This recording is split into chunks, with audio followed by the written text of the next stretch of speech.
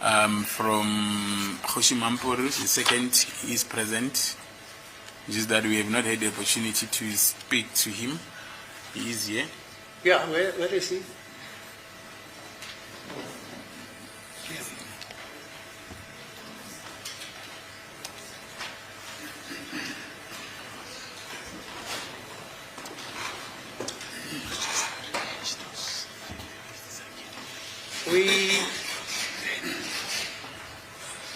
There's a complaint. Let me say, yes, tell the general. Are you general now? Hello? No, I'm still ASD, my lord. Yeah, you mustn't be general, otherwise you'll go to the Mandanga Commission.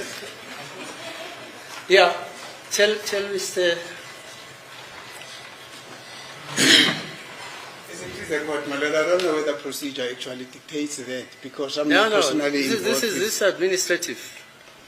It's administrative. Oh, okay, thank you, Yeah. my lord.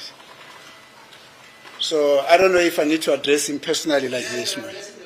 In his presence, Oh, and okay. he will respond. Oh, okay, thank you, my lord.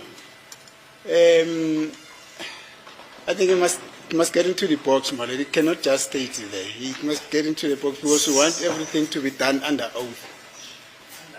Yes. May he take an oath, my lord.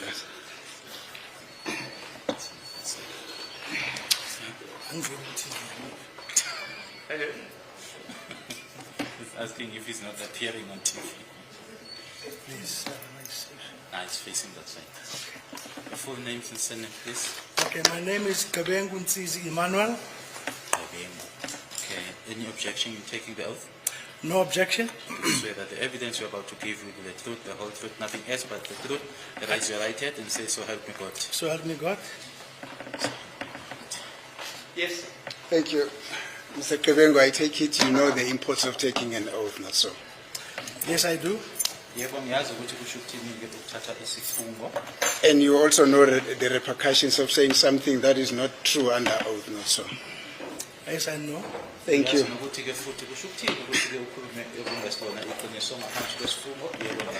Thank you. There's a complaint here that the court received from Mr. Sibiya last week, this last Monday, that he is still not being, how can I put it? That is still not being furnished with hot water to bath on a daily basis. On Monday he came here and said he was feeling sick because of the fact that he's using cold water. Now, you probably know what Section 35 of the Constitution says. Let me just read it to you.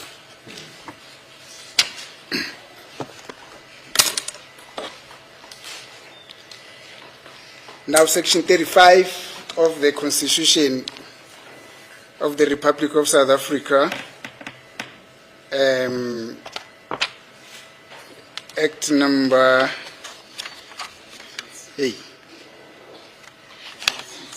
106 of 1996. Can you believe I don't know the Act number of the Constitution? But be that as it may, I know the content of the Constitution. Don't worry about that. Now, Section 35 deals with arrested, detained, and accused of arrested, detained, and accused persons. Section 35 2E states as follows: everyone who is detained, including every sentenced prisoner, that is now the situation of Mr. Sibiya, has the following right. E says, has the right to conditions of detention that are consistent with human dignity, including at least exercise of the provisions at state expense of adequate accommodation, nutrition, reading material, and medical treatment. And it talks about the visitations and all those things. But the operative word there, it's about to be housed in detentions under conditions which are consistent with human dignity. Do you know what human dignity is? Maybe we can explain. I'm asking, do you know what human dignity is? You don't know what human dignity is. Okay, I only know that everyone must be treated in dignity, to respect. That's how. No, I'm asking, do you know what human dignity is? Is respect. The question is yes, I know, or no, I do not know. The answer that I'm expecting. Do you know what human dignity is? Yes. What is human dignity? Is respect. It's respect. Ngabe uyazi ukuthi ke igama leli likhuluma ke ngesithunzi somuntu uthini yebo lisho ke ukuhlonipha noma inhlonipho. And when the Constitution says everyone who is detained, including every sentenced prisoner, has the right to conditions of detention that are consistent with human dignity, what do you understand that to mean? I understand that they must be respected like human beings. Kule ndawo oqeda ukufunda kuyona ke ngikuzwayo mina ukuthi kusho ukuthini ukuthi ke kufanele ke baphathwe ke ngenhlonipho nanjengabantu. What would that respect include? You're saying, I understand it to mean that they must be respected as human beings, even though they are detained, not so. Correct. What would that respect include? Amongst other things, maybe to handle their complaints and requests. Mhlawumbe ke phakathi kwezinye izinto ke ukuthi ke ukhona ndakwabo kanye nezicelo zabo ke ukuthi ke kunakwe lokho. And what else? Ngenhlonipho. What else? If there is any, of course. Yeah, that's why I say basically that is that. Ingakho ngisho ukuthi nje kusho nje lokho. Let me put it this way. A detained person who is using cold water in winter, such as this one, to bath in the morning and come to court and be expected to come to court and attend a trial of this magnitude, would that still fall under the category of human respect and dignity? No, it won't. Thank you. Kulesi simo ke angikubuze kanjena ke ukuthi ke umuntu ke ogeza ke ngamanzi ke engasona shisa abandayo ke nanjengoba ke kumakhaza ngalendlela ingabe nalokho kusengaphansi ke kwaleyo nhlonipho noma isithunzini somuntu cha asikona. Thank you. You would recall, Mr. Kebengu, that you're not there for the first time.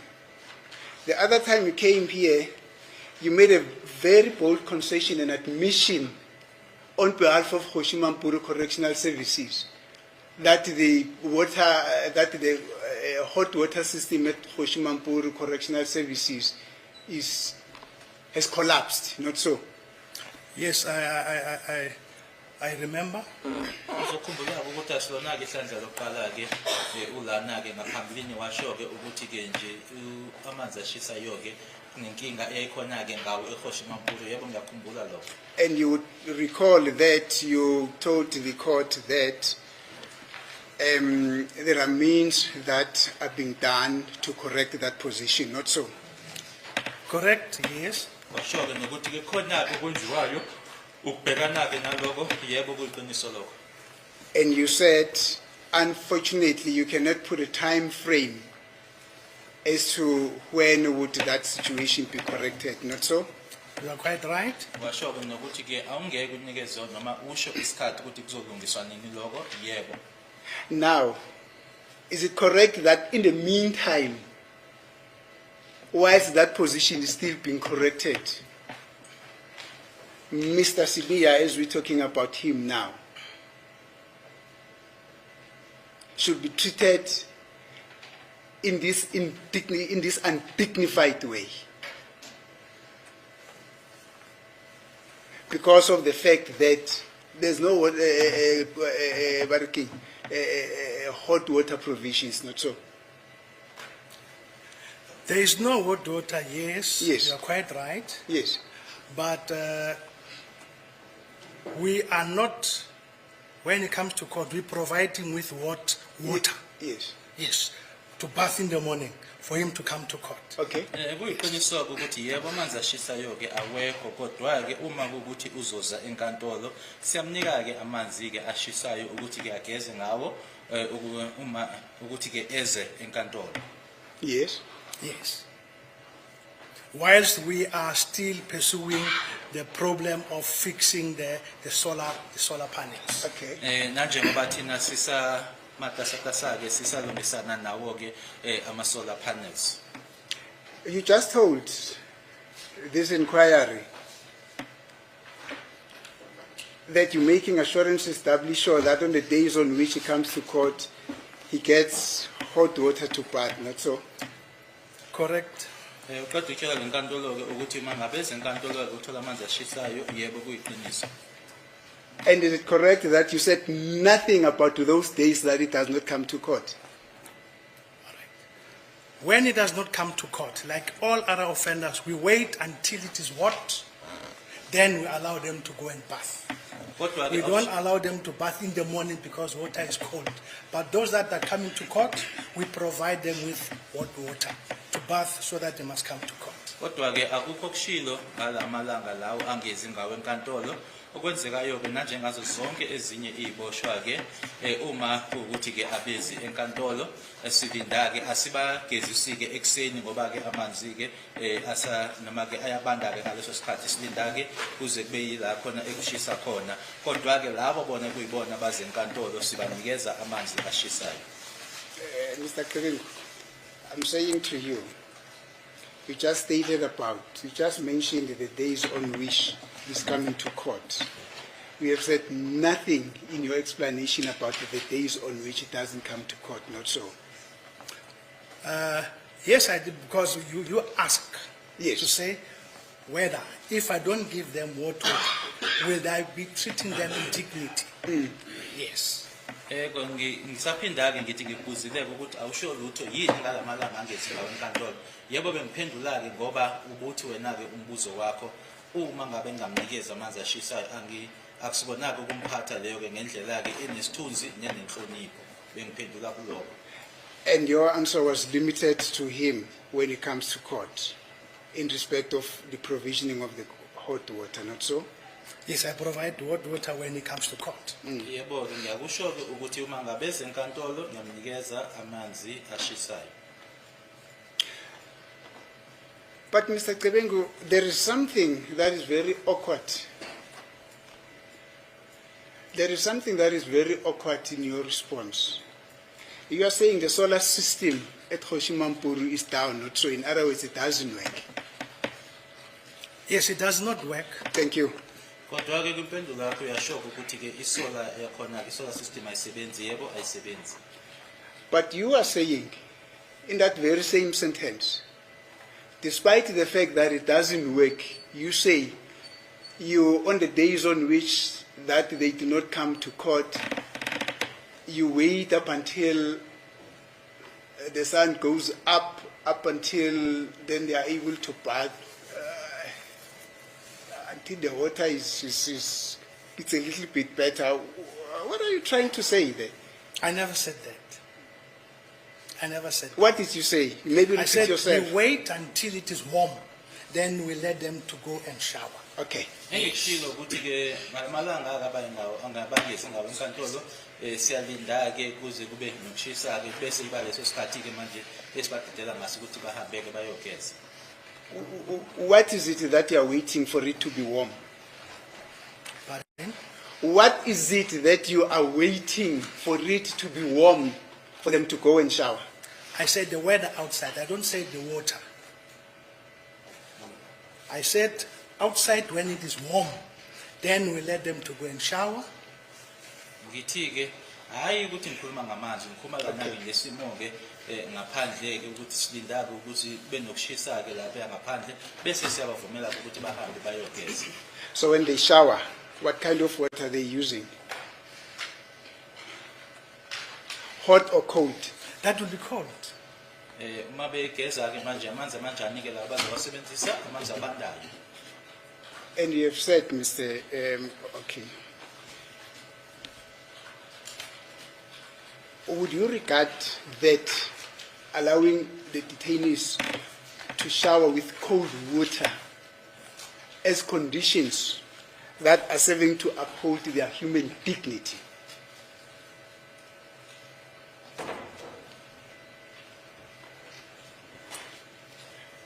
Pendula.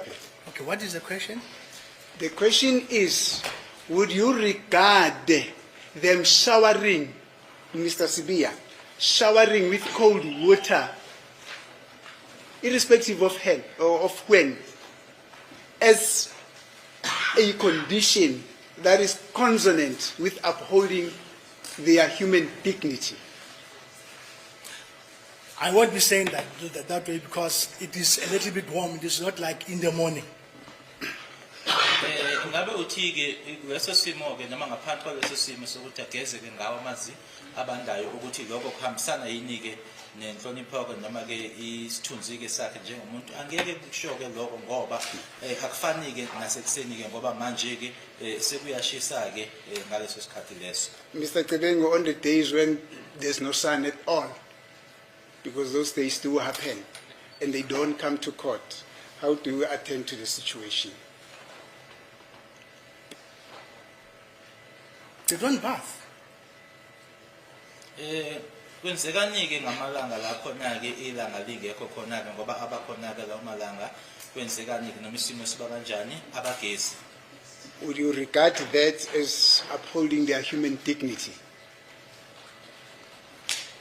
Yes, because situations, circumstances don't allow.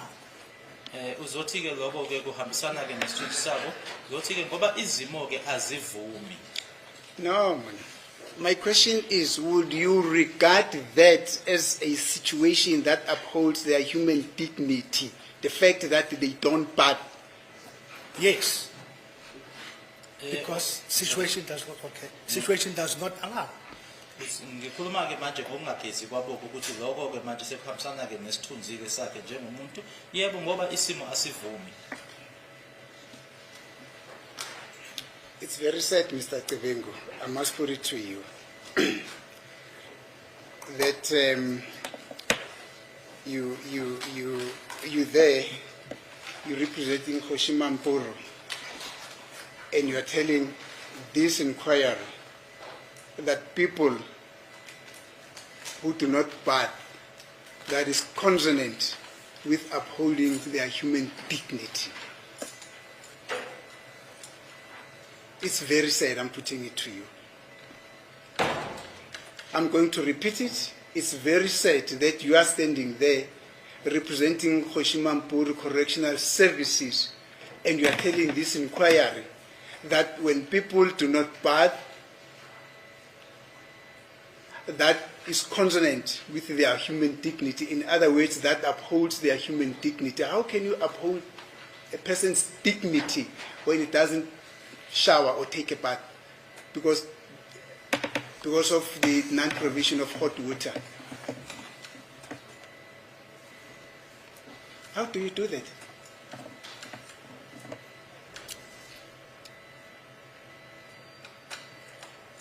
I said, how do you do that? To do what? To do what I've just asked you now. But you said you put it to me. Yes. Yes. Then I'm asking you, how can you then tell this court that it is right for people not to shower because there's no hot water and that still is consonant with their human dignity? How do you say that? Okay. Remember, the situation is not normal. Hence, we are trying our level best to ensure we restore water or warm water. It is not like perhaps we are torturing them. It is not the question of that. Hence, we are now at an advanced stage in ensuring that we repair the solar panels. The only the the process so far is at our regional office, whereby it's only awaiting to appoint the service provider to come and install the geysers. We are going now to do away with solar panels to ensure that offenders get water. Uzokhumbula ukuthi isimo lesi-ke akusona-ke isimo esijwayelekile, akusona-ke isimo sokuthi la khona-ke sebeyahlukunyezwa-ke noma phecelezi-ke ukuxosharwa. Isimo-ke lesi-ke esemanje esesindluliselwe ngaphezulu-ke silindeke la khona-ke regional noma-ke region ukuthi sebezoletha amagiza ila ekuzokhishwa khona-ke manje amasola. Mr. Kubengo, what is stopping you? When I say you, I don't mean you personally. You don't owe Hoshimampuru prison. I mean the department or the institution Hoshimampuru. From using the same method that they are using to provide hot water when people are coming to court, even when they don't come to court. Right. We are using the kettles to boil water for them. We have made provision to these people that are coming to court at least to have warm water in the morning. Yini-ke manje enivimbayo-ke ukuthi-ke nanoma besebengazi-ke enkantolo ukuthi-ke nalapho nibanikeze amanzi ashisayo khona sisebenzisa-ke amagedlela-ke lapho ukulungiselela-ke la okuyibona abezenkantolo ukuthi bathole amanzi ashisayo. Let me read you Section 9 of the Constitution, Chapter 2, which is the Bill of Rights. Section 9 of the Constitution states about the equality. It says everyone is everyone is equal before the law and has the right to equal protection and benefit of the law. Equality includes the full and equal enjoyment of all rights and freedom. To promote the achievement of equality, legislative and other measures designed to protect or advance persons or categories of persons disadvantaged by unfair or discrimination may be taken. The state may not unfairly discriminate directly or indirectly against anyone on one or more of the following grounds: race, gender, sex, pregnancy, marital status, ethnic, social origin, color, sexual orientation, age, disability, religion, conscious belief, culture, language, and birth. No person may unfairly discriminate directly or directly against anyone on one of the grounds that are mentioned in subsection 3.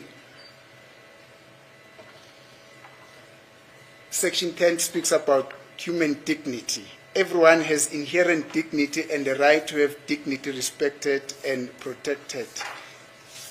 And that talks to the right to life. Everyone has the right to life. What is the difference between those that are coming to court and those that do not come to court?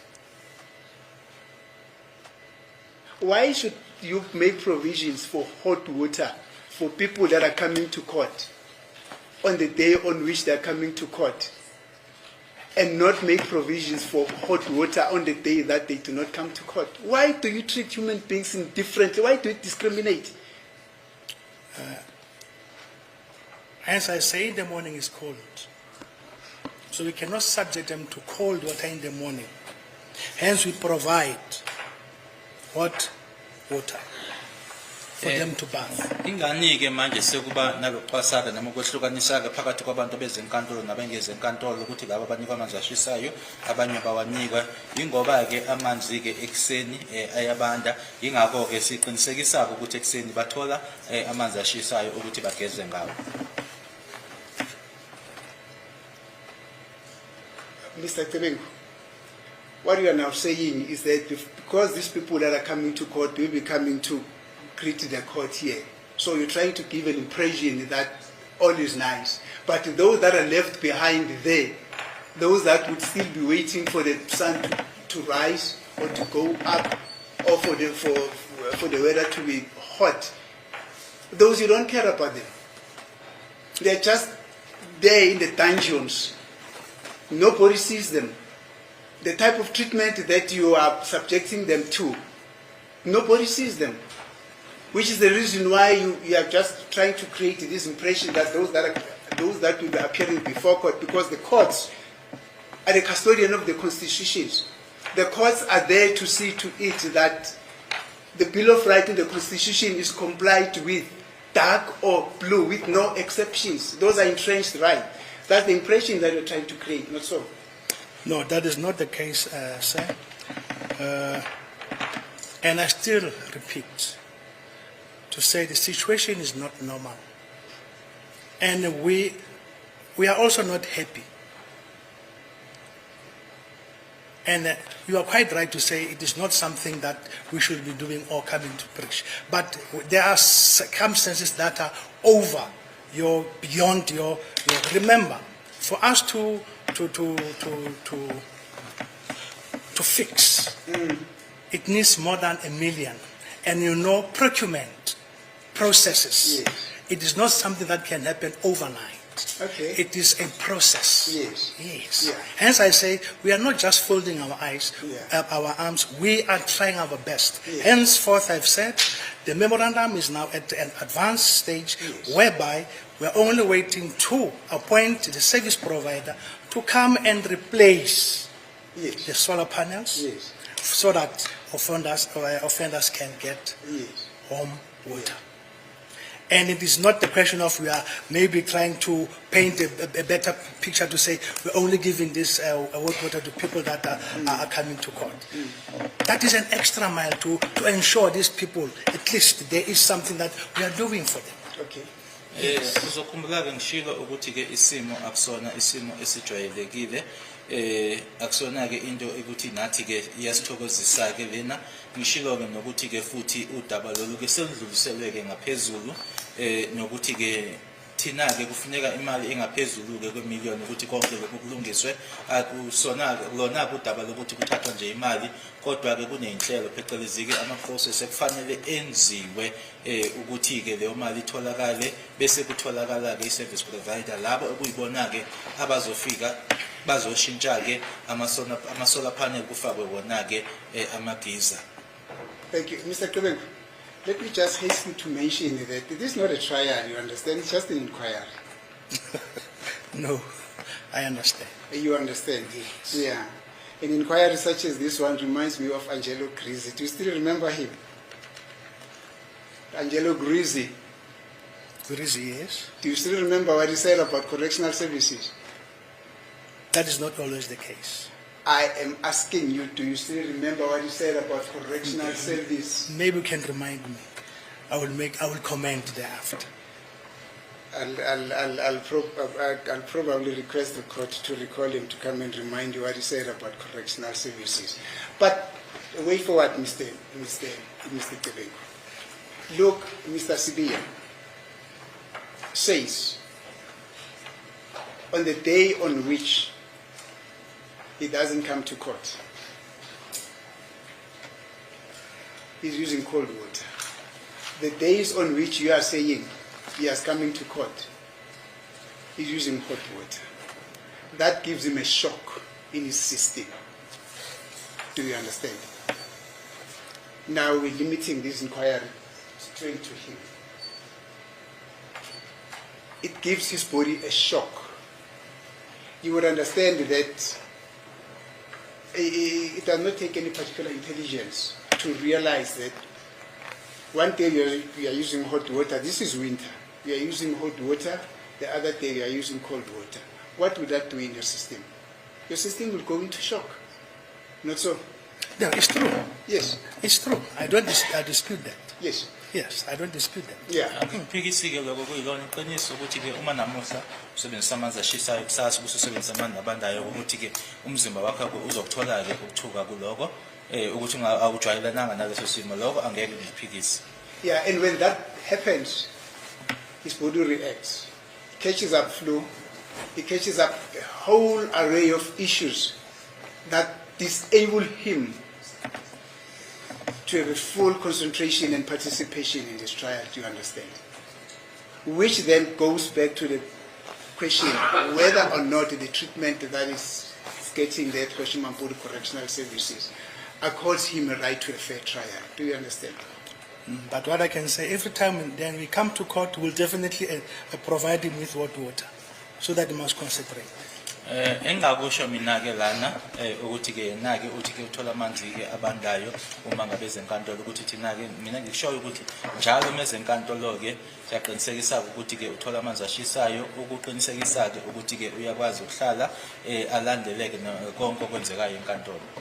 I just got a note here from one of the accused. I don't know whose handwriting is this, but I think it's somebody who's using a left hand to write this. I can see from the handwriting. He says, from 2020, this problem of water has always been there at CMAX. And it has always been said that we are trying to correct the situation, It is now up until 2026. He says, inmates or detainees, or those that are sentenced, they don't take a shower at all. In winter, those people there at CMAX. That's what I'm getting. And this comes from people who are in that situation. Do you understand? This is not an inquiry. This is not a class action. Do you understand? But it has got to do with what Mr. Sibiya raised. But now somebody, and they're part of this trial. These accused are part of this trial. They are saying, what they are telling this court here, it's not entirely correct. No, he's lying. And they are saying, it's not the truth. That is not the truth. And it hits me, Mr. Kebengu. You're saying these people wait up until it is hot there. Question Mampuru is always hot. I've consulted on a number of occasions. There you go, 12 o'clock there. In the consultation places, it's freezing. Then I must tell you, it's freezing. I've consulted on a number of occasions there. So when you say you wait up until the weather is hot, there's just no weather which is happening there. I disagree. Uthi ngiyalinda ke kuze kushiseke lapha ngiyibeka amahlandla kuyokhuluma nazo ke iboshwa uyabanda nje lapha asikho isikhathi nje la kushisa khona cha angivumelani nawe kuloko angivumelani nawe. Let me consult Mr. Sibiya there.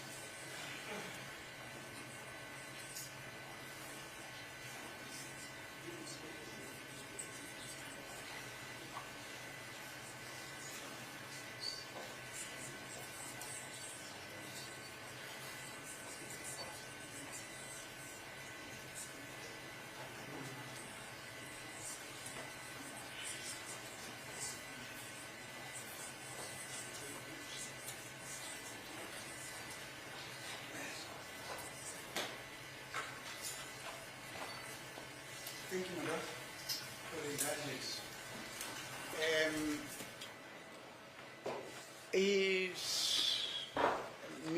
Mr. Sibiya requests that he be afforded the opportunity in terms of the Audi et alteram partem rule to come and state his position there, because he is immediately involved with the situation, and as I've said, This is not a trial, it's just an inquiry. We're working towards correcting the position. We're not blaming anyone, but we just trying to safeguard a situation where one day Mr. Sibiya would not be able to come attend court and say, I'm not feeling well, and probably the court would then view that there's something different from what he would have said, you know. I don't know. But it is just best for him to come and articulate his position with regard to his own personal experiences. Do you understand? Yeah. But before you leave, is there any probability? And I don't want to elevate him beyond all those other inmates which are there. But in the circumstance of the fact that he attending court on a daily basis, you see, and we're trying to avoid a probable delay because of his condition, him not being able to attend because he's been affected, as we've been talking about, his body might go to shock. Is there something that we can do? And as understand me, I'm not saying let us treat him more equal than others. Did you read Animal Farm? Yes. I'm not saying let us treat him more equal than others, you understand? So, but just to try and avoid a situation where he says, I'm unable to go to court because I'm not feeling well because of the lack of provision of water, of cold water. Is there anything which you can do in that? No, the only thing that we can do is that in the morning when he attends court, we'll definitely provide water for him to bath. On the days on into nje okay, esingayenza ukuthi uma ngabe ezenkantolo simnikeza amanzi ashisayo ageze. and then on the days on which he does not attend You court? just have to wait until it is warm, then he can go and have a shower like all other offenders. Ngelanga ke noma amalanga angezi ngawe enkantolo kuzofanele kalinde ke nanjengabo bonke abanye ke uma ngabe kushisa ke ayogeza ngendlela abanye beza ngayo. But Mr. Tebengu, we have just said that when a person one day is using hot water, the other day is using cold water, his body can go into shock. Not so. Yes, I've said that is possible. And we're yes. going back there. He's been here on a Monday saying, I'm not feeling well because this day I'm using cold water, the other day I'm using hot water. You see? And when he's seated there, unable to concentrate, I've got nothing to say. I've got nothing to bring to the court because I can't get instructions from him. Yeah. And you are saying no. When he has used what? When he's coming to okay, sorry. when he's coming to court, he will use hot water. Thank you. But on the day on which he doesn't come to court, he will use cold water. And then shock comes in. How do we then solve that situation? During the day it's not cold, yes, in the morning. For instance, today it's pretty cold outside. It's pretty cold. Yes. Yes. So he must use cold water. If he hasn't come to court on a day such as this one, he must use cold water. No, Because he hasn't come to we court. don't give them bath, as I've said before. But why don't you give him those kettle, those water that is boiled on the kettle on a daily basis? Okay, now then we'll be using this Animal Farm. No, I say everybody. Why can't you use those kettles? Kettles you can go and or even boil, make fire outside today. All right. And boil hot water in a traditional way because Washimampuru is failing. At least that's a suggestion that I can come up with. Yeah, but now we cannot somehow do something that will. Hence I say we are trying our best. It's not normal. We are trying our best. But your best is just not good enough. When will that best come to an end? I mean, when will that best come to a fruition? Because somebody, I think it's accused number 3, just said to me, this thing, it has been happening since 2020. I have said that is not the truth. I still repeat, that is not the truth. Lokhu ke uthi ke kushiwo umsola wesithathu ukuthi ke lokhu kusuka ngo2020 akulona iqiniso ngiyaphinda akulona iqiniso. That is not the truth. Thank you, Mr. Klebengo. So when will the situation be resolved? Hence I say I will also pressurize. Because I think this situation, it also affects me. As You? yes, Are you affected, you? of course. As you stand there, I'm are you affected, yes. I'm Okay. affected. It is not something that is my intention to say. I let people to shower with cold water. That's not my intention. That's not. Hence I say I will pressurize until that we win the battle to replace the solars. Yes. Ngizofaka ke ingcindezi kuze kube isikhathi la khona ke esiphumelela khona ke ukuthi ke kufakwe wona ke amagiza kukhishwe amasola. Does the new Minister of Correctional Services know this? I think he's a very hands-on person. Very hands-on person. He just doesn't swing in that swivering chair there. He's a hands-on person. Does he know this? Or does he know what is happening at Koshimampuru Correctional Service? He does know. Remember, procurement is something that is very unique. You cannot No, just... don't tell me about procurement processes. I know that. Remember, they But need... does he know? And you Yes. say he does know. Yeah. I'll verify with him. Possibly... Are you saying he knows? Remember, Are you saying he knows? probably. We are Hence, changing. hence I say the process is at regional office. That's protocol in our department. Mr. Kebengu, I've asked you, does the new Correctional Services Minister, who I say is hands-on, does not stay around in that sweeping chair the whole day and does nothing, does he know that? You say, yes, he knows. And then when I want to emphasize that, you say, probably he knows. Did I say that? You said probably he knows. Probably. Probably he knows. Kungenzeka ke ukuthi ke uNgqongqoshe uyakwa unalo ke ulwazi ngaso isimo lesi. Probably. And initially you said he knows. Now it's probably he knows. When I say to you, I want to talk to him, and then you say probably he knows. I never said Mr. that. Kebengu, just be honest. Look, this is not about you. It's about fairness. You understand? Just be honest. No. I won't be saying It's not something. about you, but when you're going to say something that is tainted with a lot of turpitudes, that now goes directly to you as a person. Just be very sincere. Does he know or he does not know? Probably he knows. Kusengenzeka ukuthi uNgqongqoshe Probably uyazi knows. isimo. Thank you. Yes. So you say the procurement, your procurement process or the procurement process that you're talking about, you don't know when will it eventually come to fruition because it's a very long process. Yes, I cannot. It's a tedious thing, very red tape, very long red tape. Yes, So you can't specifically say on this day the situation would have been Correct. corrected. Correct. Angeke ngisho ke ukuthi ke ngelanga elithize noma ngalesikhathi lesi ke isimo lesi ke sizobe sesixazululiwe. So in the meantime, this indignity that they have been subjected to of not receiving hot water must continue. When they come to court, they get. When not, they wait until it's warm, then they get shower. Okwenzekayo kuma ngabe bezenkantolo bayawathola ke amanzi ashisayo uma ngabe bengeze enkantolo bayalinda ke kuze kushiseke bese bayahamba bayogeza. My question is, in the meantime, this indignity that they are subjected to of not receiving hot water must continue. I cannot say they don't receive hot water. Hence, I say there are two groups. The one that comes to court, they get hot water. The one that don't, they don't get hot water. So I will be contradicting myself to say they don't get warm hot water.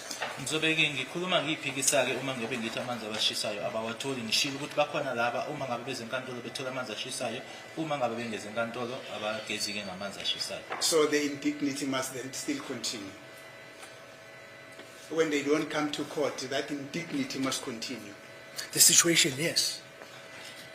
Isimo leso I cannot say sizoqhubeka. the situation should continue. The situation Yes. that describes their indignity must continue. Correct. Correct. Isimo leso ke sizobe siqhubeka ke manje bakungekalungiswa. Thank you. My Lord, Mr. Sivia, I think you would want to go and explain his. My Lord. How is it going to help us for Mr. Zivia to get into the box and tell us that he doesn't get hot water? He is the one who can answer that question. No, you can ask him. Mr. Kebengu has Unless you're saying, he has articulated his position. he says they get water when they come to court, and Correct, the other yeah, time when they're not coming to court, they wait until they think It's a little bit warm. it's a bit warm. then they give them water. And he says it is not man-made, that situation. It is because of an exigency of them not being able to cater with... They are not using the geysers which they used to use in No. the past. My lord, they are not using geysers, it's solar panels. Hence, They're using we, solar panels. yeah, hence we are now resorting to geysers because they are much more. And they get off these solar panels, don't they? Yes, they do. Yeah, because I know some people, they have radios, they have what have you. Yeah, okay. The one that we're having, they are leaking. The pipes have somehow burst, so Yeah. they are somehow useless for now. But But they you can, say the procurement is on the way. well, it's on the way, my lord. How many inmates are at Presently, I'm having 172. 172? Correct, my lord. Okay, yeah, he wants to say something. You can say it from the... Stand up, Mr. Shibi. Ungakhuluma-ke, Thank you, Mr. Kevin.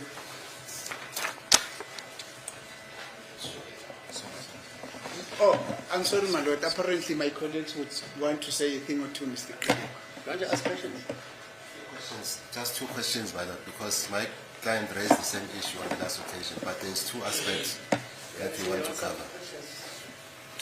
Thank you, my lord. Sorry, Mr. Kabeng, just two aspects that I want to raise with you. What do you understand about the usage of electric kettle to boil water? Pardon? The electric kettle to boil water.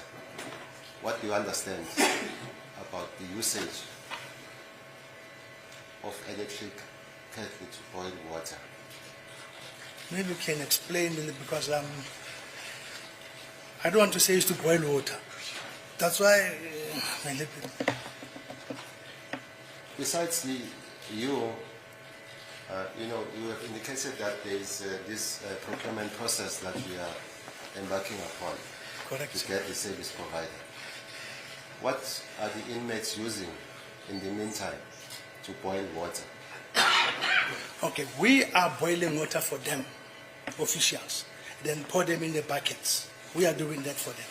Ithina-ke abasebenzi ejele ekuyithina-ke manje sihamba-ke siyobilisa wona-ke amanzi bese siwathelela-ke kumabhakethi.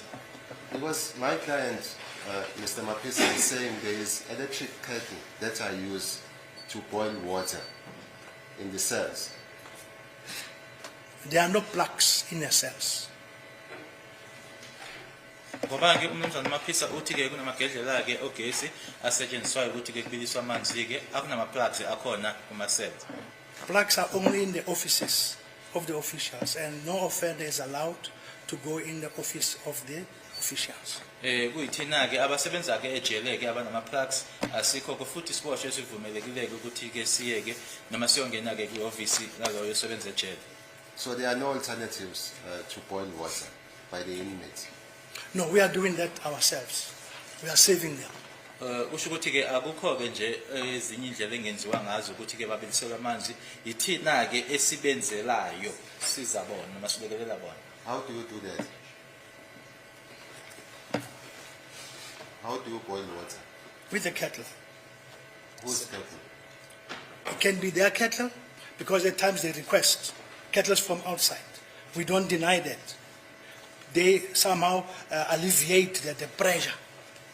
We allow them. Ukuthi-ke amagedlela obanike lawo ngezinye inkathi amagedlela azo-ke iboshwa ngoba bayacela-ke ngaphandle ukuthi balethelwe-ke siyabavumela-ke lokho siyabavumela ukuthi bakwenze lokho. He instructs me that he has his own and he has not been using it. He has not been allowed to use it. But hence I say, we are providing them with hot water. Specifically, the people that are going to court, like for instance, Bia, I think he's having his own kettle. I think Ntul is also having his own kettle. Mapisa is also having his own kettle. I'm saying to you, Mr. Kabeng, that he says that has not been happening. What? What you are saying, let us not speak at cross purpose. No. I'm the one that is doing that. I'm the one that's ensuring that they get water. But he says it's not been happening. No, that's not the truth. Ukuthi-ke That's not the akwenzeki truth. lokho asilona iqiniso.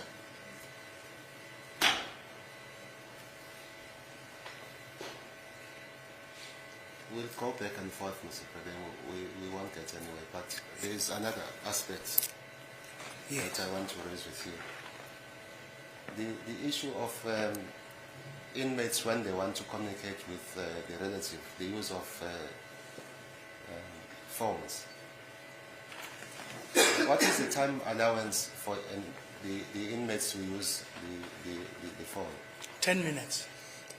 Masingadlulela kololu daba ke isiphi isikhathi noma ke isikhathi singakanani abavumelekile ukuthi bakhulume ngaso nabomndeni ke ngocingo imizuzu eyishumi. Do you still have your affidavit that you deposed to? I still have, You still have it there with you? correct? Can you go through that paragraph, the paragraph that speaks to the usage of phones?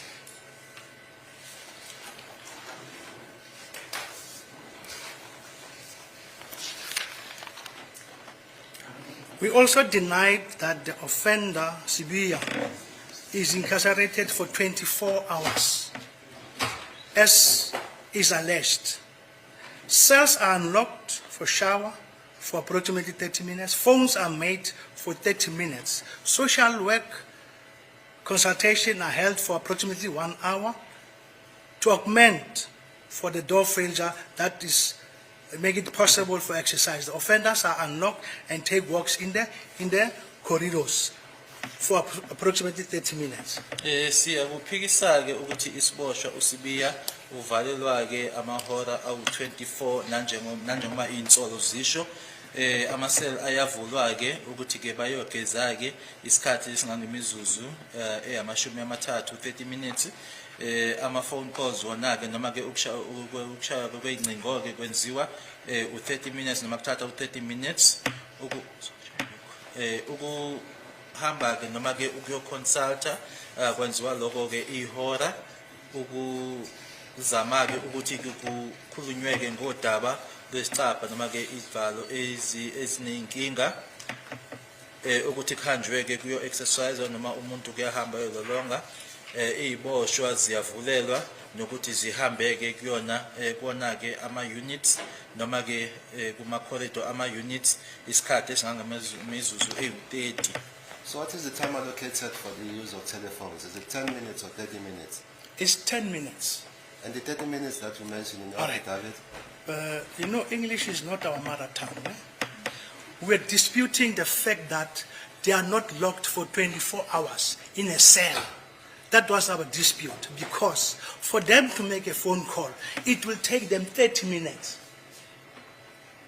Because they're out of the cell, they are locked somewhere to wait to make a phone call. We are disputing the fact that they are not incarcerated 24 hours. Hence I say, you know, English is not our mother tongue. That is what I was explaining there, to say they are out of the cell for 30 minutes to make a phone call. They are unlocked, then they go to be put somewhere, then they wait. When their turn come, they make 10 minutes call, then they go back to the cell. That's how. No, I get you. Yes, Mr. President. that was how long those. Hence I said. Isikhathi ke esasiphikisana ke sikhuluma ke lana sasikhuluma ke ngalesikhathi sama 24 hours uzokhumbula ukuthi futhi ke isingisi lena kusona ke ulimi lethu ukuthi ke bayakhishwa ke laphayana isikhathi singangemizuzu ke ewu30 umuntu ahambe ke ayolinda uma sesifika isikhathi sakhe ke sokuthi ashaya ucingo uzokhuluma ke u10 minutes yilokho ke esasiphikisana ngakho. So you are saying that the 30 minutes is allocated from the time when the inmate is booked out to the time when the call is made and back. Yeah. When he says he's incarcerated for 24 hours, it means he does not go out of the cell at all. Uma ngabe ethi ke una uvalelwa ke u24 hours lokho kusho ukuthi ke akaphumi nje banhlobo la avalelwe khona noma kuma No, I understand that. I mean the usage of a telephone. You say 30 minutes because you say English is not your mother tongue. No, so no. you say by 30 minutes you mean the time when the inmate is booked out to When make he the got telephone out of his cell, call. correct, yes. uma ngikhuluma ke ngo30 minutes lana ke uhlangane nocingo ke ngisho ke isikhathi lesi akhishwa ngaso ke noma ke avuleka ngaso ukuthi aphume ke eyo shaya ucingo. So 10 minutes is allocated for the usage of a telephone Correct. call. Bese kuthi ke u10 minutes ulo awunikwayo ke ukuthi ke akhulume kulona ucingo. My Lord, may I approach Mr. Mapisa? I see he's got one issue to raise with me. Thank you. Uzocomplain uma ngisiza ngenye into asiza la ngendaba yefoni.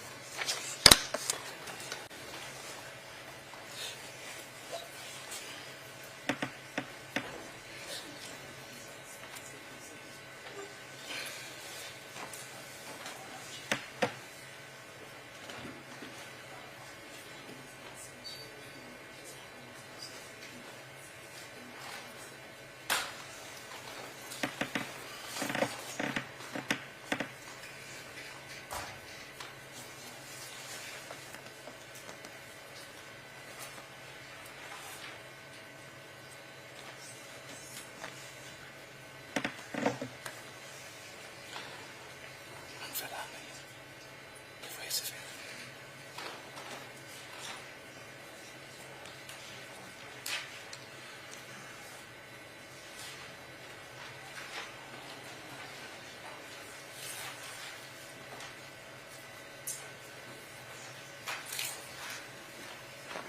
I think you might not fully concentrate on this. Mr. Kabengo, I'm instructed by Mr. Mapisa to put it to you blatantly that you are not telling the truth. There is no waiting period when an inmate is booked out to make a telephone call. There's two. 172. And how many phones do you have? In issuing it, okay, where they were before is phase 1. Maybe you forget, it's now shifted to phase 2. In phase 1, they take you out of the cell, they put you in the waiting area or consultation room so that you can wait for this other person to call, and then they take him back, and then you go in. So now find out there are 4 or 5 at a time to go and wait to call. Yeah, but Then in phase 2, it's different. Remember this report, I wrote it whilst they were in phase 1. Now they are in phase 2. Lana ke kuhanjwa ke mhlambe uyakhohlwa ke ukuthi manje useku phase 2 akasekho ku phase 1. Phase 1 okwakwenzeka ke lapho ukuthi akhishwe ke uzohlala ke kunala azolinda khona uzothola ukuthi mhlambe bawu4 noma bawu5 useyalinda ke lapho aqede ke lona bese uyangena ke yena ngesikhathi ngangenza lo mbiko noma ngibhala ke yona so ne statement lesi babe ku phase 1. Mr. Peber, I'm not going to go back and forth about this. It instructs me that there is no waiting period. In this section, there are 2 phones or phone booths where inmates are able to make phone calls. An inmate will be booked out from the cell straight to where he's supposed to make a phone call. There is no waiting period. Where he is now. Yes. Okay, I'd say this report, I wrote it when he was still in phase 1, where only 1 telephone booth is working. Engikushoyo ngithi ngenkathi The ngenza report. umbiko lona ngwenze kuseku phase 1 ngalesi lapho ke khona ke kwakunocingo olodwa. There's only 1 public phone that was working. What we also do, we also help them, if they see that the queue is long, we use the state phone to help them to call.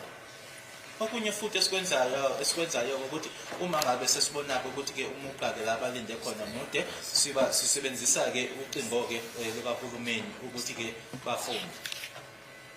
May I approach Mr. Mapesa? Okay, thank you.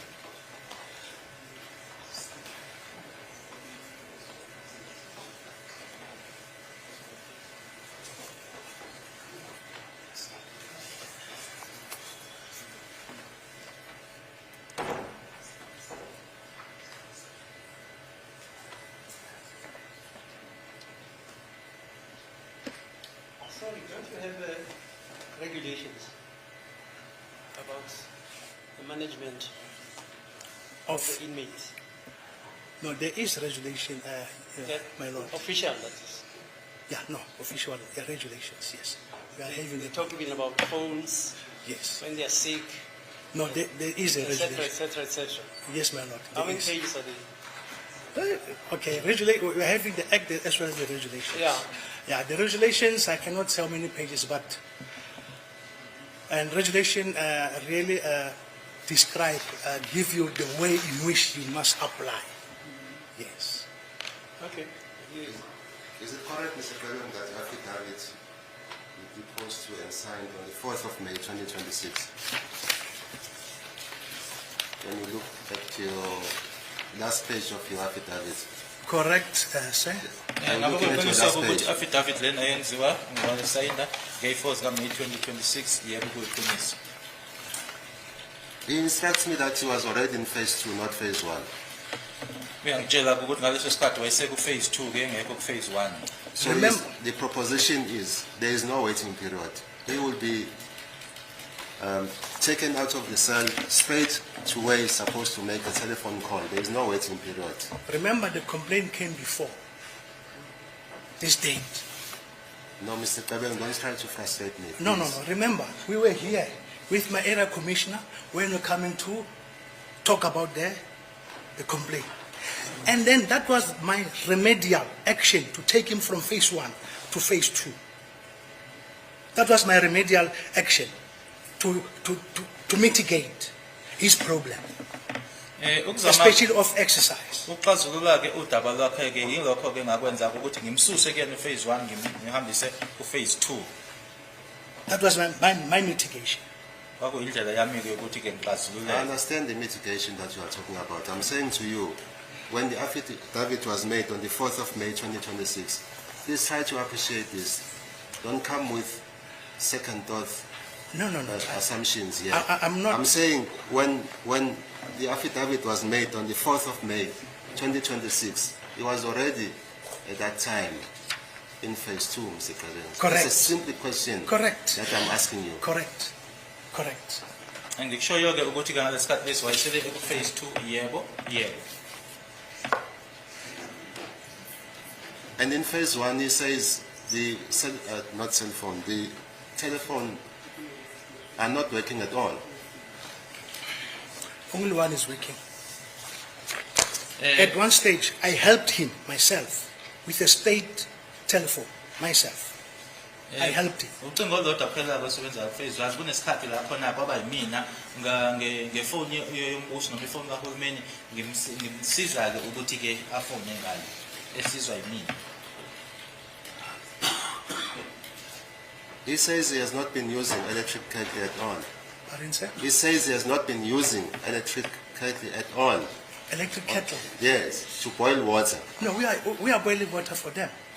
That is what he's saying. Yes. On some occasions, he does not get assistance from you, as you are saying. No, there is no way. Ithina esibasizayo ukuthi siwabuyisele amanzi uthi ke akatholi ke ucingo ngasole ke usizo noma akazathola usizo kuwena cha asilona iqiniso lelo. Thank you, my lord. I have no further questions. Is it please the court, my lord? I think there is Mr. Sigia. Can I be excused?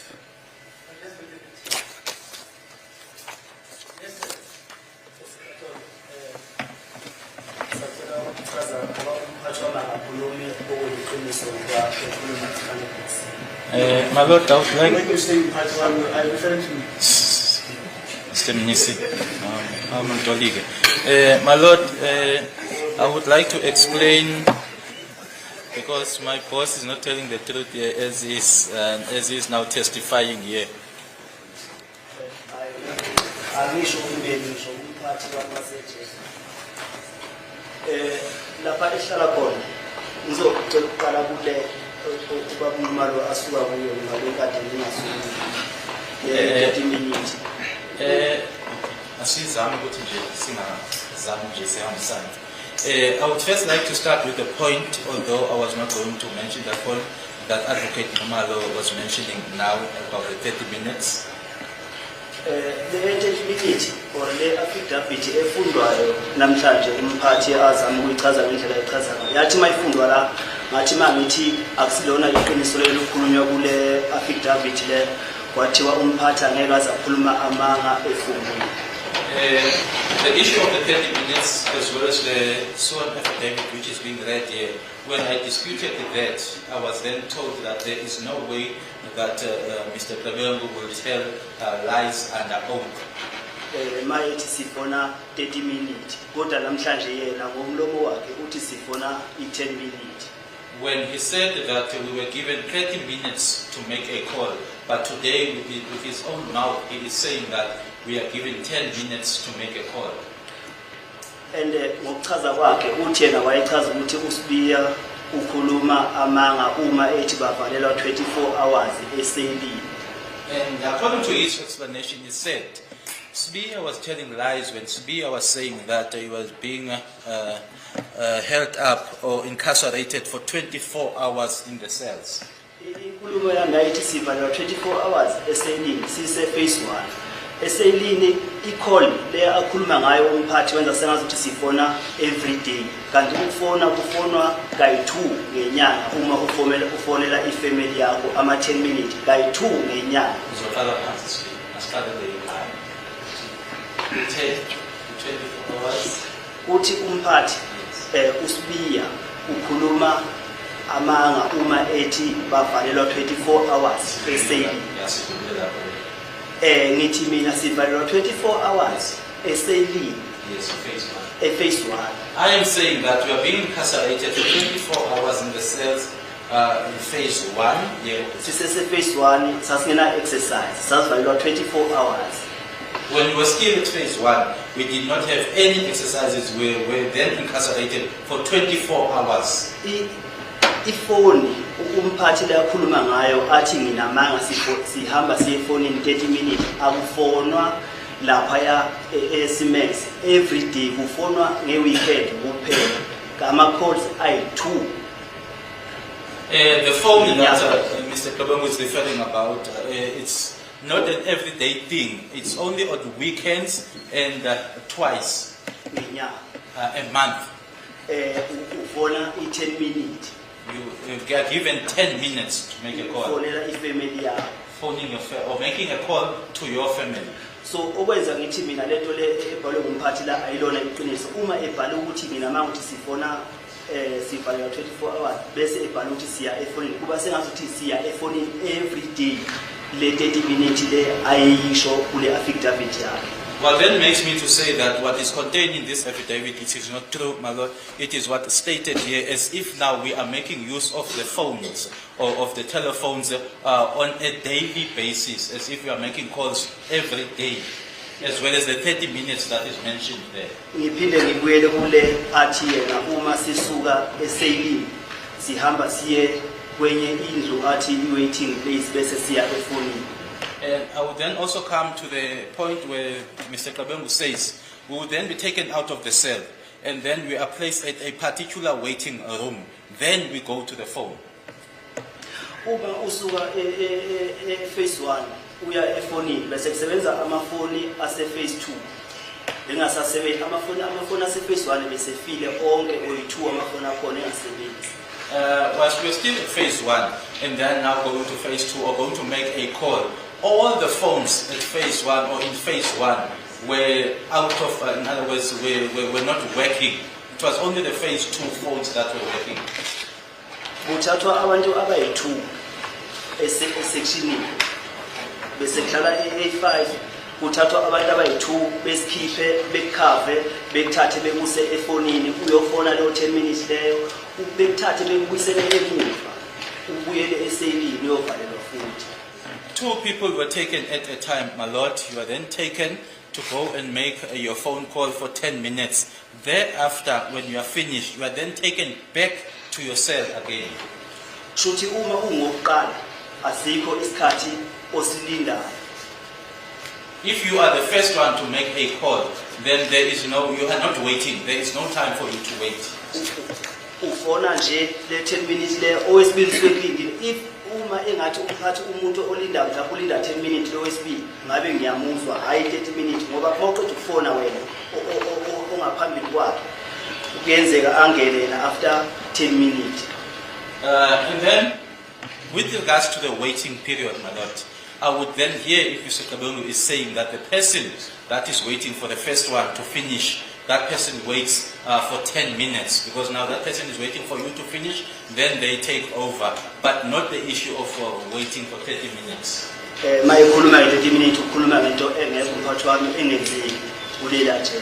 When he's referring to 30 minutes, then he's saying something that does not happen at that prison or in that prison. Mention indaba ye social worker ukuthi sibona I social worker 1 hour There's also the issue of the social work that is being mentioned, social work consultation for 1 hour. Mina nje selokhu ngafika kuleli ajele lela akazange ngizebona social worker. Since my arrival at that prison, I have never seen or consulted a social worker. Ngafika nge-1 December namhlanje zi-23 June akazange ngizebona social worker.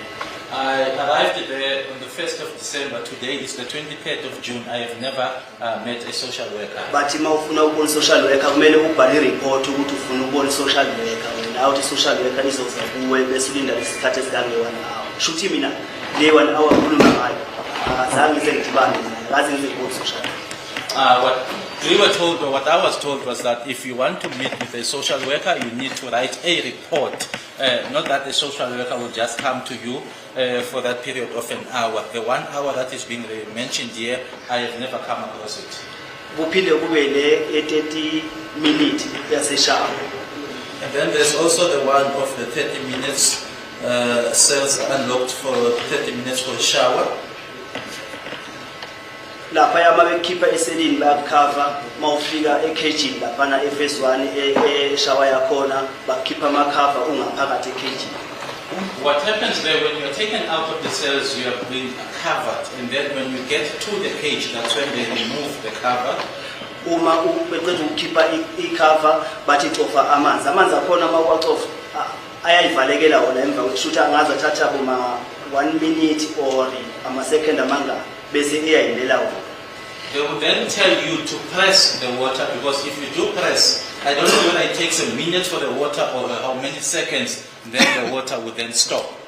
Amanzi lapha awuvumeleki ukuthi ungapressa kuze kube 5 times noma 3 times. Upressa kayi1 okwesibili mase upressa basuka amaphoyisa esecoplane ethi uphume emanzini. There, my lord, you are not allowed to press the water for 3 times or 5 times. You press once, and then when you press for the second time, now the wardens are now starting to complain and then says get out of the water. Umphathi wamsuke ngekho ukuthi 30 minutes akhuluma ngayo ukuthi uyithatha kuphi angazi. Leswaye ngathi mina le affidavit yakhe mayifundwa la ngathi mina le affidavit yona ayilona iqiniso. Mr. Kabengu would normally not be there, so I don't know where the 30 minutes does not apply there. Hence, when the affidavit was read out here in court, I then said, my lord, that it was not true. Bese ngiza kule eyamanzi ashisayo ngelinye ilanga amayama lapho ngelinye ilanga amanzi abandayo la affecta umzimba sengikuyo kosekatolo la enhlala khona A2 kuyabanda eselini la usongihle khona eselini kuyabanda from isikhathi sonke leyaseli yakuyabanda ejele kuyabanda sonke isikhathi. I then come to the issue of the hot water as well as the cold water, my lord. Where I am housed at A2, my lord, it is cold. That particular cell there, it is very cold at all times. Nase A5 la ngihlala khona kuze ngizogcina mina ngoApril ngacela umphathi besigeza amanzi abandawo everything ngacela umphathi lamanzi lana ayabanda wabuza ukuthi abanginikezi namanzi ashisayo uma ngiye court ngathi cha. It was in April, my lord, when I made a request that the water that they are providing us with, it's cold. He then asked, are they not providing you with hot water? I then said no. Wathi umphathi kumele benginikeze amanzi ashisayo. He then said that they have to give me hot water.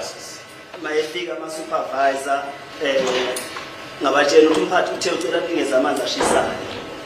When the supervisors arrived, I then informed them that the boss said that you need to give me hot water.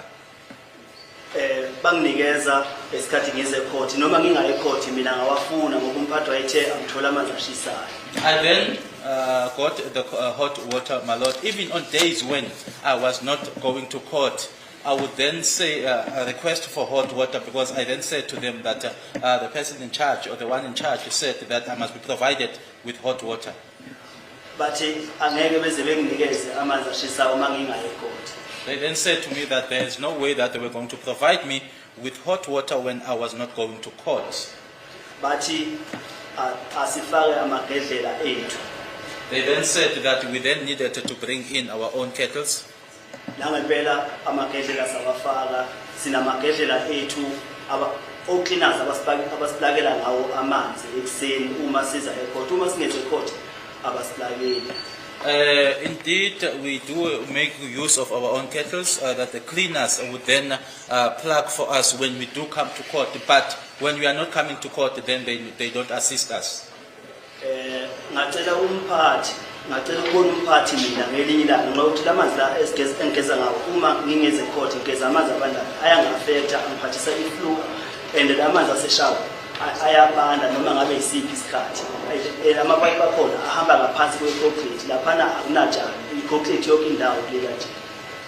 I then made a request to see the one in charge or to see Mr. Kabengu because the water that I was using was cold water and it was affecting me. At times I would have a flu, and also the water that you use the shower are also cold, and there is no grass there. In other words, the pipes are just underneath the concrete.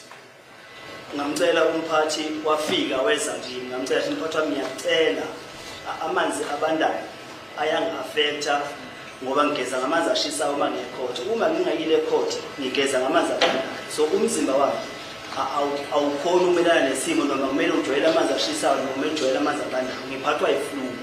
I then made a request to Mr. Kabengu that I am now being affected, my body gets affected because now when I go to court, I'm making use of hot water. When I'm not going to court, I'm making use of cold water. So now my body gets affected because now I don't know whether to acclimatize or to get used to the cold water or to the hot water. Wathi umphathi wami angeke ngize ngiwathole amanzi ashisayo uma ngingaye court noma ngingahamba lo nkulumo lo ngiyibeke court uyimela phambi kwejudge. He then told me that there is no way that I will be provided with hot water when I am not going to court. Even if I were to go to court and tell the court about that, he will go to court, he himself, and defend that. Wathi kimi angigeze mangibuya kwi-exercise. He then told me to take a bath or a shower when coming back from exercise. Wangikhiphela incwadi angazi bayibiza ngane yalaphana ejele yokuthi amaphoyisa akhe wathi asebenza kanjani ukuthi ngo-6 ayangena emsebenzini ngo-6 avulela abantu bayeshawa bayogeza. He then took out a particular book for me. I don't know what it's referred to as to how the wardens are working in jail or in prison. That they would report for duty at 6 and then 6:30 they then open up for the people to go and take a bath. Mangiphela le ncwadi ingoba ngithi mina kuye umphathi wami uma kungenzeka exercise iphume ngo-8 ekuseni ibuye ngo-9 kusuke kusabanga uthi umphathi i-exercise isikhathi sokuphuma kwayo iphuma ngo-9 ibuya ngo-10. The reason for taking that out is because I was saying that let's say you go out at 8 for exercise, you come back at 9, it's still cold. He then said to me, no, you go out at 9 for exercise and come back at 10. Ukuze angikhiphele le ncwadi yakhona le esho ukuthi amaphoyisa angena ngo-6 avule amaseli ahambe angisazi yini le meeting yabo or imthandazo abasuke bewenza bese beyabuya bazosigezisa ngo-6:30 bese kuhlalwa silinde i-breakfast ngo-9 kuqala i-movement yokuthi siya-exercise abaya kudokotha bobona udokotha.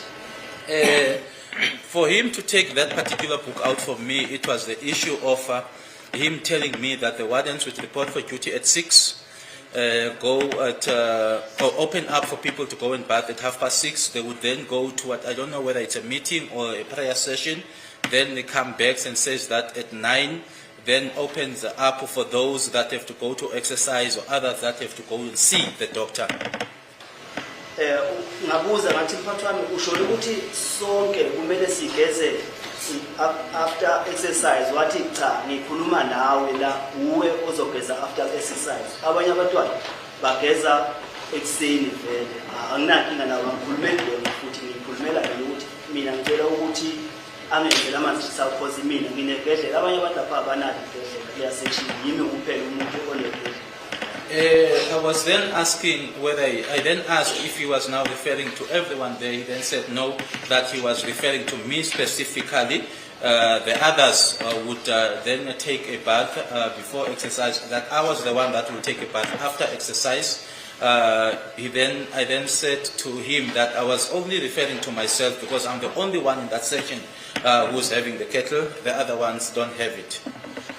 ngayizama le ayishoyo ukuthi igeze after exercise kwathi after exercise ngahamba ngayogeza ngatsho ukuthi la amanzi lana ayafana awana mehluko ayabanda wagezeki.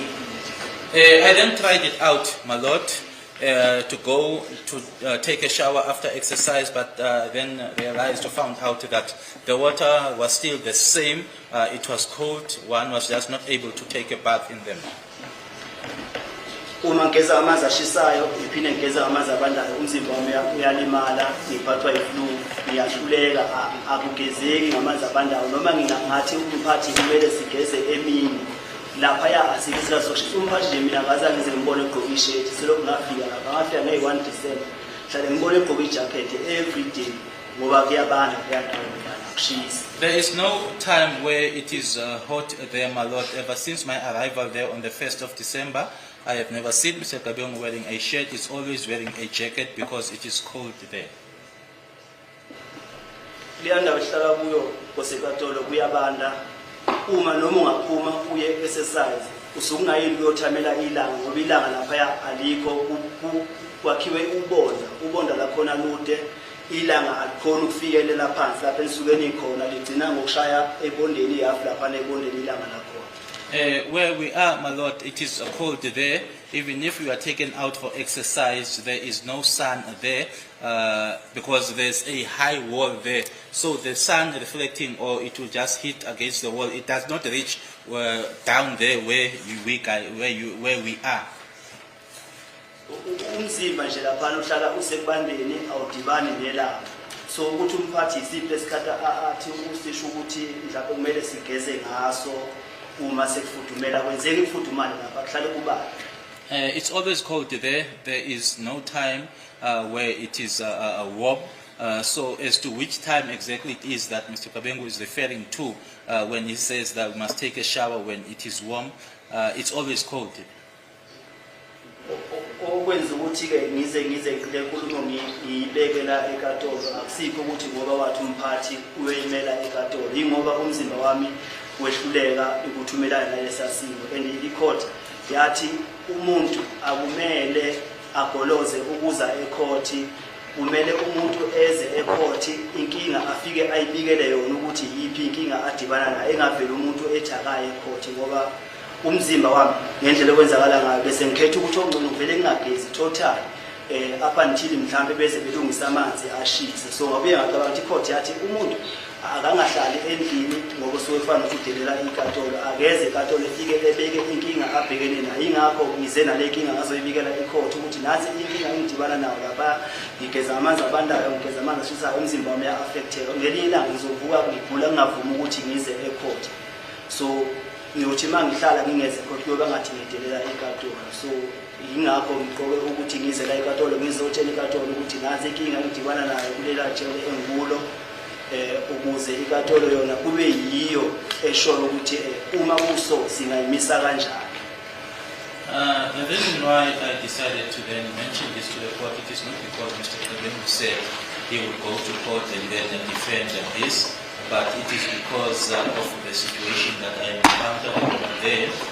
The court also made mention of the fact that the person should not just stay away and say, I am not going to court, but the person should come to court and then explain or mention to the court as to what problems or issues they are facing, because at some point I also decided to just not take a shower or a bath until they fix the situation there, and that it will also lead to one day where I would wake up and not feeling well and then decide not to come to court.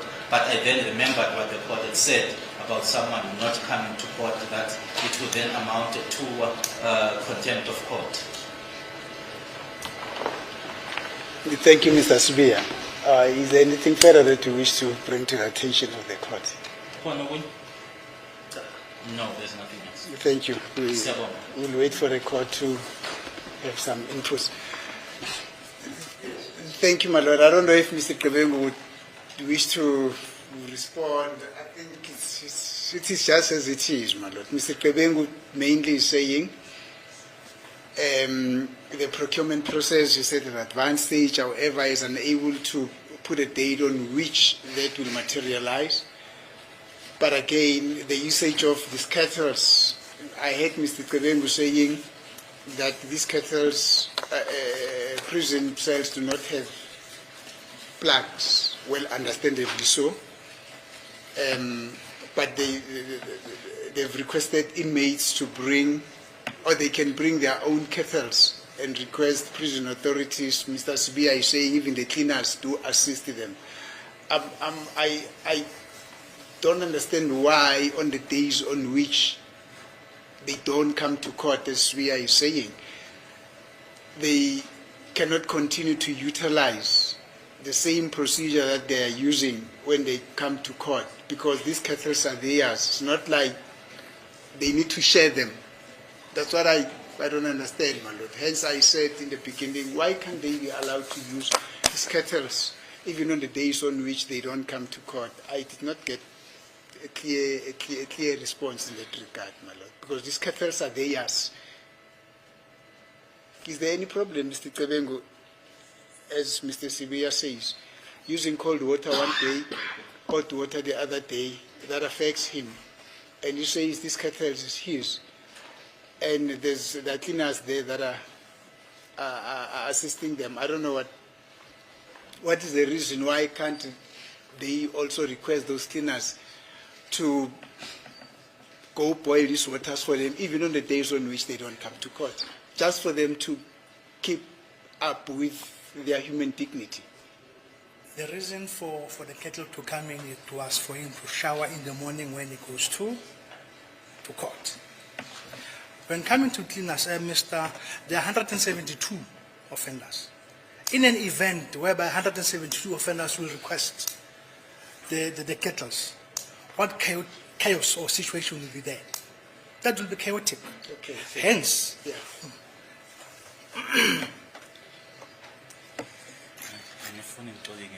sorry. Udaba ke lokuthi kusetshenziswe amagedlela noma ukuthi ke alekelelweke ucleaner uzokhumbula ukuthi kuneziboshwa laphayana eziyi-172. Asithi ke bonke ke manje bayavunyelwa ukuthi abaletha amagedlela wabo awumtshele nje isimo ukuthi kuzoba isimo esinjani leso bo 172 baletha amagedlela abo. Yeah, Mr. Krebengu, I'm talking about those who already have these resources, that kettle. Look, the kettle is his, stays with it in the cells. Mm-hmm. They're not staying there with the kettle in the cells. What is the position? They are in the offices where we cook water. Oh, okay. No, they are not with them. Yes. Yes. No, but now, yes, that aside, he knows that I've got a kettle. Why can't he be allowed to use that kettle on a daily basis? For him to be provided that hot water with the kettle that he has. Look, it's not like he's sharing these kettles with somebody else. One day will come and say, where's the kettle? Somebody will say, no, but it's also been used by others. That is his sole property. Why can't he be allowed to say, okay, this is Spia's kettle, boil him water every day? Maybe you don't know the present setup. You don't Yeah, know the maybe. present- yeah, maybe you don't know the present setup. Hence, I've said it will be chaotic if 172 kettles are there. Who am I going to boil water? When? How? Hence, we come up with a plan to say those that are going to court, because they are not handful. I mean, they are not many. They are handful. We can at least help them to cook water for them, to bath in the morning, so that they must attend court. So what you're saying, Mr. Krebengu, as I understand you, is like you gave permission to the inmates to arrange with their families to bring them kettles, not so? Correct. Now the kettles are there. Okay, just before I get there. That arrangement was only limited to the people who are going to court. Correct, sir. Manje ke udaba lolu ukuthi ke likhulume nemindeni ukuthi ke baletheke amagedlele bekuudaba nje lolu hlangene nalabo abaye enkantolo yebo. So that is only, and that will only be limited to the days on which those who have got cattle and their families provided them with those cattle, that will only be limited to the days, then using those cattle on the days on which they go to court. But the days on which they don't go to court, that is taken away, that privilege or that extension is taken away from them. That to be like any other person. Okusho ukuthi ke lokho kuzokwenzeka kuphela uma ngabe beye enkantolo, uma bengaye enkantolo ukuthi akwenzeki yebo ke bazolingana nabanye. That's the reason why we allowed them. Ingakho sabavumela noma isona izathu leso sabanga ukuthi sibavumele. Mr. Kabeng, why did you make that arrangement that people who go to court must wash? Because they were Or let me put it this way. Why did you make it why did you decide or make an arrangement that it is only people who are entitled to using hot water are those people that are going to court? all right. Yes. Before, there were very few, 3 or 4 offenders that were attending court. Yes. Then we usually cook water for them in the Yes. kitchen. But now, as time goes on, the number of offenders that are attending it's becomes, growing. yes. So now we see that we are going to delay to prepare food because we give out hot water. So then we said, no, Yeah. it's fine. Let's say those people that are attending court, Yes. they get kettles for. And immediately when your case is finalized, Yes. we keep it. Yeah, but my question is, why did you decide to accord that privilege to people who will be going to court only? Because Why don't you say to them, go to court, go, whether you bath or you don't bath, go to court? Why did you decide that they should only be entitled to hot water when they come to court? Because there were a lot of complaints to say, I cannot go out without bathing. Say, that's okay, no, it's fine. Because there's no hot water, we will provide you with, for you to bath. Kwangani ke ukuthi ke manje nithi ke noma ningabadedeli nje umuntu ahambe ke aye enkantolo engagezile njalo ingoba ke kwakunokukhala noma ukukhona undaba okuningi kwakukhona ukuthi angeke ngihambe ngiye enkantolo noma ngiphumeke ngingagezile.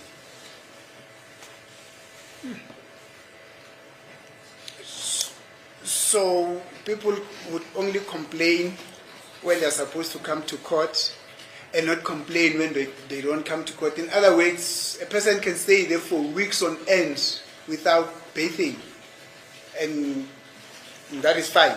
That's just fine according to the institution. No, it does not happen. There are those people that enjoy cold water. It does not happen that they go for a long time without bath. Yeah, but Doesn't that's Akwenzeki ukuthi ke kube nesikhathi eside noma esiningi umuntu engagezi bakhona ke abantu abakuthokozelayo ukuthi bageze ngamanzi abandayo. yeah, probably that's an exception. But because there's a complaint here, Mr. Spear, it means Mr. Spear does not fall in that category of those people who love using cold water. Yeah, I was do you love using cold water? Yeah, I was just saying. When do you love using cold water? Anyone- In winter such as this Yeah, one? no, any kind of water is fine, as long as there is water running through my body. Mina kanginankinga Right. ngamanzi ukuthi Yes. nje kube namanzi kakhona ka mina nginankinga nokuthi amanzi anjani.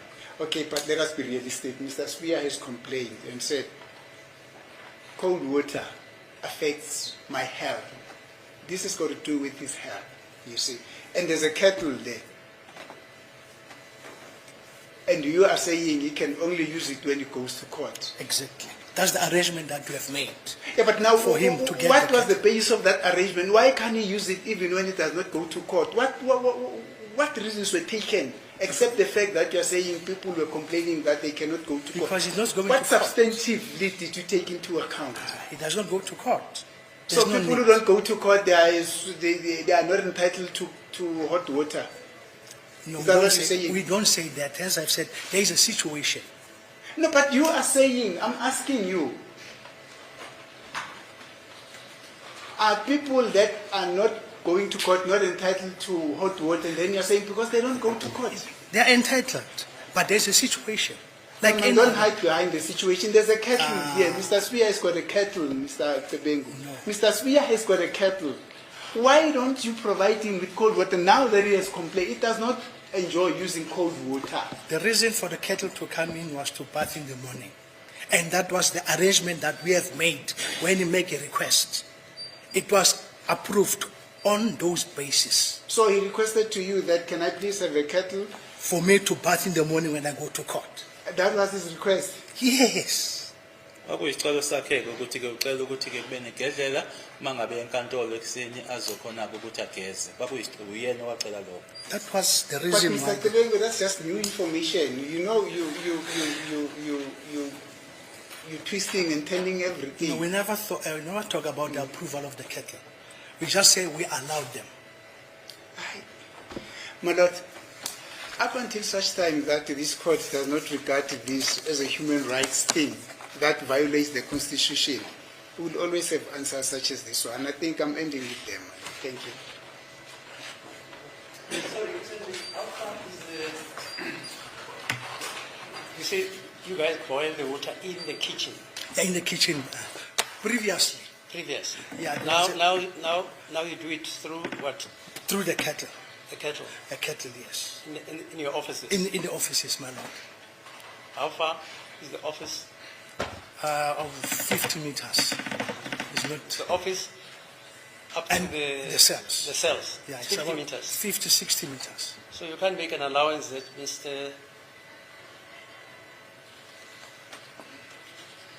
the gentlemen who are here, you can't make an allowance that they must do it themselves. My lord, due In the to sense that- security reasons. Yeah, I know, that's why. Yeah, hey, it's very. Yeah, that's the problem. You can't even allow them to have water in the cells because they'll be burning somebody. I know that. But I'm just saying you can regulate it. Hence, what happened, my lord? We take the bucket. We take the bucket already with warm water to Yeah. the cell. To the cell. Yes, already with warm water. Ngomahlulo la bebuza ukuthi awungeke yini-ke bavumeleke ukuthi-ke bazenzeleke lokho ukuthi bapilise wona ngamanzi ukuthi-ke ngeyizathu-ke zakhona-ke ejele angeke-ke kuvunywe lokho yingakho-ke silithatha-ke ibhakede lelena sihambe nalo siye emaseleni. And then you say if you extend the whole privilege to everybody to be chaotic. It will be chaotic, my Or lord. they will demand that they should also have kettles. Correct, but hence we have limited that to only people that are They'll go to court. That are So going that acts as a sieve. exactly, For you. my lord. Ngoba-ke uma ngabe singadedela-ke wonke-ke umuntu njalo bangishilo-ke ukuthi isimo-ke kuzoba isimo esingalawuleki-ke yingakho-ke sivumele laba abaya enkantolo kuphela. But I can guarantee, my lord, that we will definitely put pressure. Hence, I've said it is not. How long should we give you? But my lord, as I've said, I cannot because With an now- alternative to the carte blanche members, all of them, coming to you and saying, we all want to have water, hot water.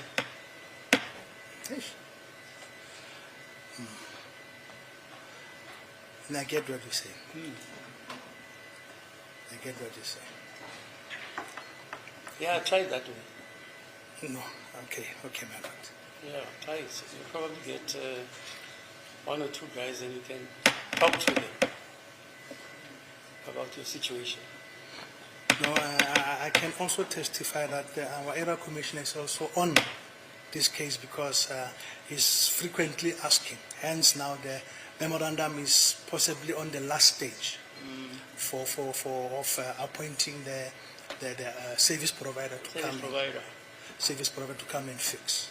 Incwadi-ke ebhaliwe-ke esimanje-ke seyiseduze-ke emaphethelweni ukuthi manje sekuzoqokwa-ke ukuthi ubani-ke uzoza azoshintsha-ke wona amasola ukuthi kufakwe-ke amagesi ngoba u-area commissioner wethu udaba lolu-ke ehlezi ebuza ngalo.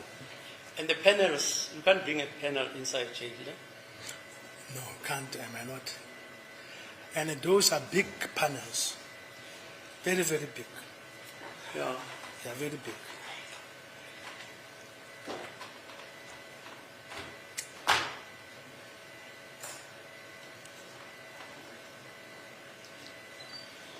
Maybe in the meantime, try the individual going to heat the water for himself.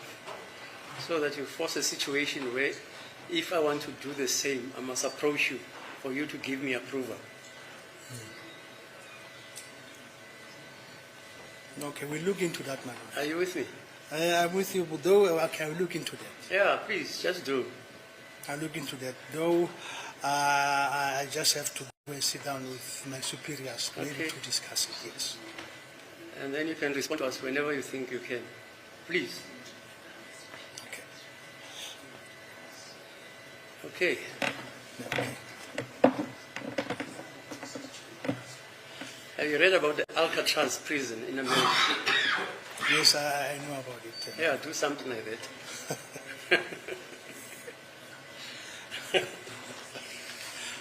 Okay, so can you respond within, let's say, a month or so, when we open on the 20th of July or the month end, just to let us know what progress are you making, if any. Okay, no, I will definitely do that, my lord. I'll definitely do that. Okay, thanks. Okay, my lord. All right. Ciao. My lord, before we adjourn, the defense approached the state. They requested a 15 minutes adjournment before we can adjourn to the 20th of July. It's an issue that they need to iron out with the state, my lord. Okay, fine. Your case, sir, Mr. We postponed your case to the, was it 20th, ne? 20th of July. Will you be around? My lord, it's about this issue of this witness, my lord. Hence, we're requesting a 15 minutes adjournment to see if we cannot deal with the matter in other way, my lord. I'm not going to sit up to the 20th. Okay.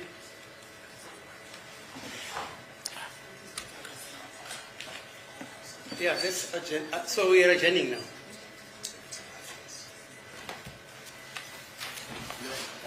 My lord, I would request that we be heard because my colleague Advocate Sibanda is requesting, upon our request, that we take a short adjournment for 15 minutes to iron out certain issues because, as the court correctly pointed out, the case of Makada is not applicable, it's distinguishable from the facts of this case pertaining to the witness in question. And my lord, I was going through the record of the 12th of June 2026 where my colleague Advocate Mnisi raised the very same issue of the statement and he was overruled. So my thinking says that we will be going back and forth about the very same issue. And in fact, my colleague Advocate Sibanda was at the tail end of his cross-examination emanating from the statement that we are talking about, which was allegedly made by Mr. Ptedes. And I think we must be sincere, my lord. This witness came from Ngome prison. It was tentatively for 2 days. We are keeping him here for over a month. Okay. I think we can accommodate this, maybe to allow my colleague, Advocate Sibanda, to continue with his cross-examination and finalize it, and then we take it from there. Okay, you tell me when you're ready.